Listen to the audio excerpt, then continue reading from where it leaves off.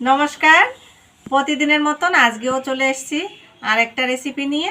তো আজকের রেসিপিটা আপনাদের এখানে দেখানোর কিছুই নেই, তবুও কিছু না কিছু রেসিপি আপনাদের সঙ্গে শেয়ার করি, তার জন্য আজকে এই রেসিপিটা আপনাদের সঙ্গে শেয়ার করছি।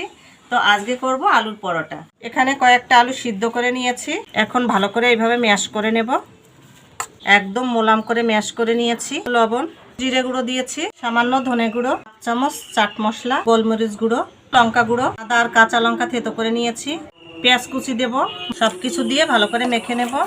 কিছুটা ময়দা ঢেলে নেব, লবণ দেবো সামান্য। এখানে আমি নর্মাল জল নিয়েছি, ভালো করে মেখে নিয়েছি। 10 মিনিট রেস্টে রেখে দেব। এইভাবে বাটির মতন শেপ করে নেব। আলুর পুরটা এইভাবে দিয়ে দেব, চেপে নেব। এইভাবে প্রত্যেকটা লেচি আমি রেডি করে নেব।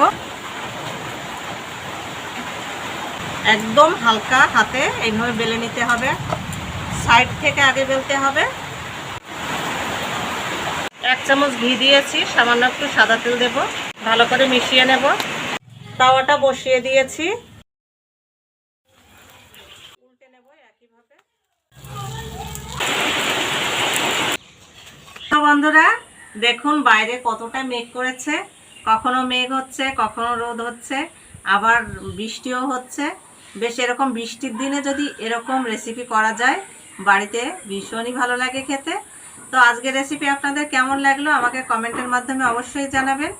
তো রেসিপিটি ভালো লাগলে লাইক শেয়ার কমেন্ট করতে ভুলবেন না। আজ এই পর্যন্ত, দেখা হচ্ছে নেক্সট কোনো ভিডিওতে।